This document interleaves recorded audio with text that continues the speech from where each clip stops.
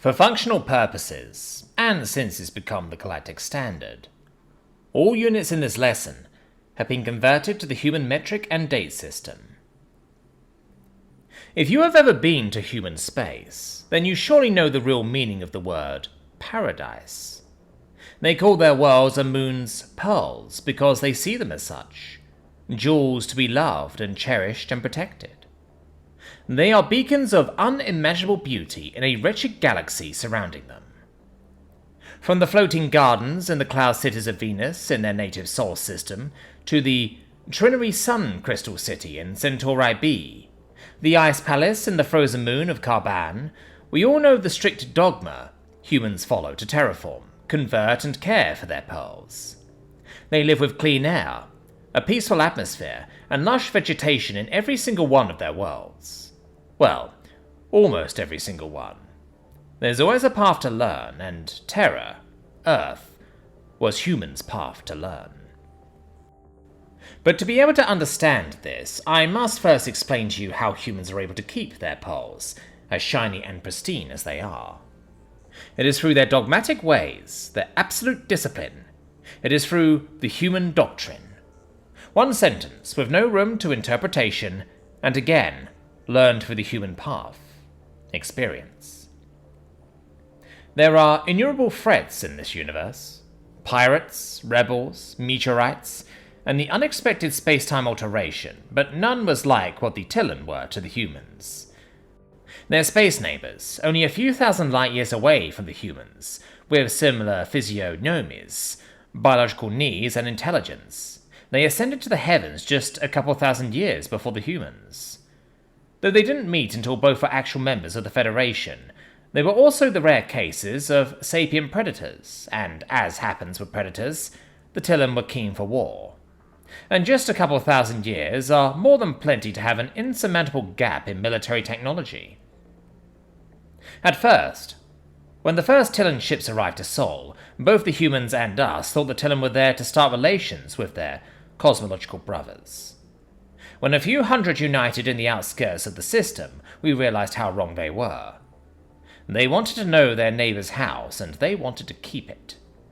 However, knowing they wouldn't be able to handle the Galactic Army if it were to intervene, they declared war through the proper channels, giving humans time to prepare, a mere 2 decades, 20 years to close a 2,000-year span of difference.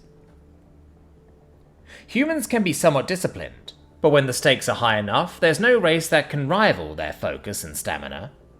Yet no amount of focus or stamina are enough to understand, design, extract, refine, and build the war mechanisms necessary to beat a race 2,000 years ahead of you in just 20.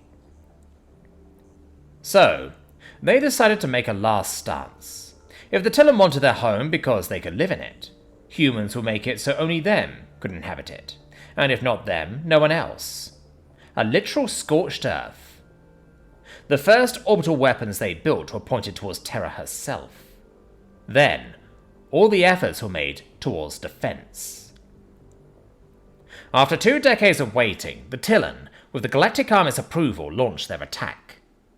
The human counterattack was derisory, wiped out in just a few months, but the Tillen was simply unable to get past Mars's orbit.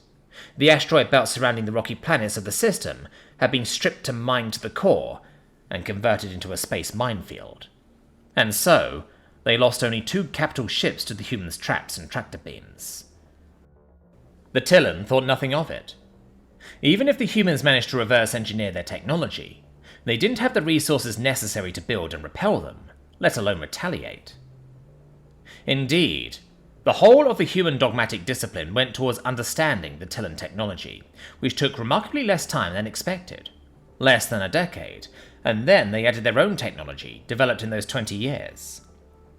By this point, the Tillen were getting close to the inner orbit of the asteroid belt. After that, only Mars and a few defenses remained. So the humans, without a single Tillen that wasn't a prisoner of war or dead, ever stepped a foot on their blue and green pearl. They stripped it. They mined every ore they could, every trace amount in their soils and their oceans. They didn't need to shoot their own orbital weapons aiming at them, because they withered their jaw before there was a chance to shoot. and one single capital ship came out of the Earth's crust. The UNN fighter carrier capital ship, Point of No Return. An ominous name for a race with no hope or home left.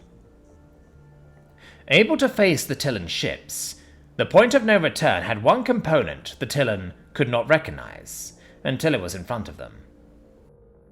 A relativist weapon, if it can even be described that way. It takes in matter and simply converts it to energy, a process that produces so much light and heat as a small dying star. A small dying star aimed at the Tillen Armada. It was less than a year later that the human system was free of invaders. But the humans weren't satisfied. They were predators too. They had lost 3 to 4 generations worth of men. Their home was a barren, dying planet. Their system a stripped desert in the middle of the galaxy, and their collective mind bore the weight of half a century at a war they didn't want to be a part in. And so, they wanted to make sure they'd never spend another half a century like this. Again, with all the Tillen technology, the 2,000 years gap closed, and their weapon, called by the humans God's Wrath. They armed their fleet with what they could, having made only a total of 3 fighter carrier capital ships. They took 2, and made the jump to Katyi, the Tillen system. But they had also learned, and after losing the outermost planets, the Tillen managed to destroy and tractor beam the Point of No Return to Fae, their homeworld. However, humans had a failsafe. If a ship was to ever lose contact, God's Wrath would self-destroy, and the technicians aboard were to go with it. However, not all humans are as disciplined and dogmatic. And only 2 of these engineers survived, but it was enough. Neural invasion technology and some torture were sufficient to extract the humans' war tactics, plans, but specifically, the basic working principles of the God's Wrath, and though unable to reproduce it, the Tillen were able to stop its functioning.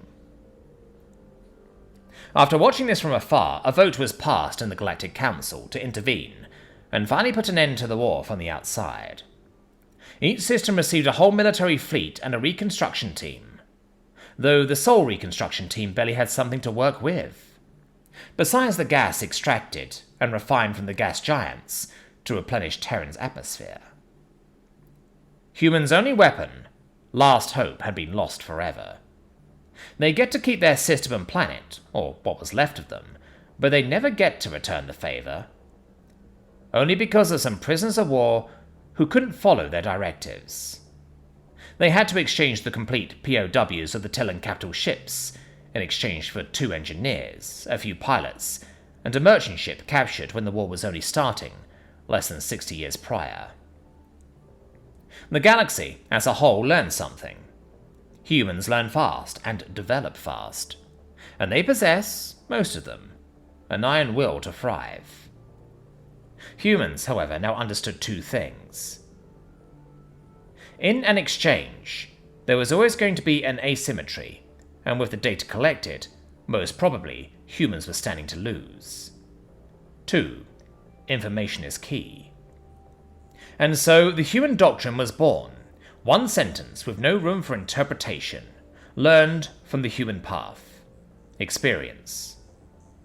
No human shall be taken as a prisoner by a non-human. No human, no soldier, no politician, no engineer, no civilian, no child, no human. Conscious that an enemy wouldn't honour such directive, humans made sure to honour it themselves. No human can be taken prisoner if not by another human. They'd have 3 more wars along the next few hundred years, never with the Tillen, but the humans absorbed every piece of information available, and won through the asymmetry of knowledge. An insurmountable gap, since no human technology was ever recovered functional or individual captured alive.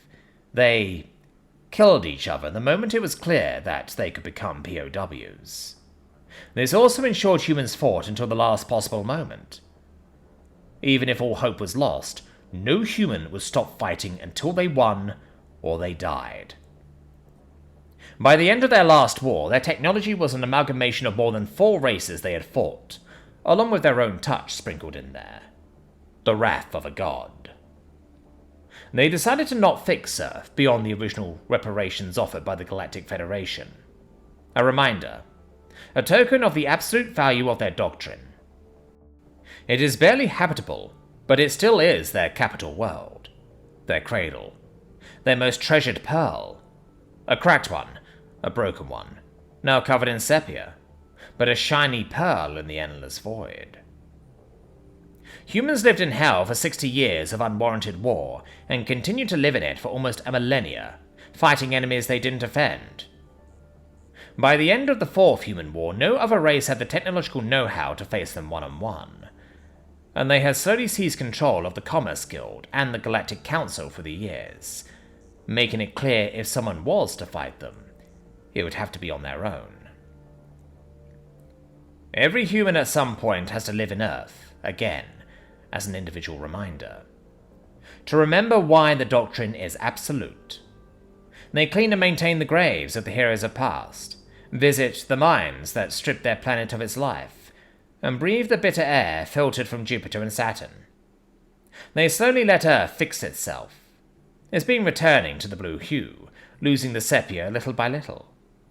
But they cherish their pearls like no other race in the universe.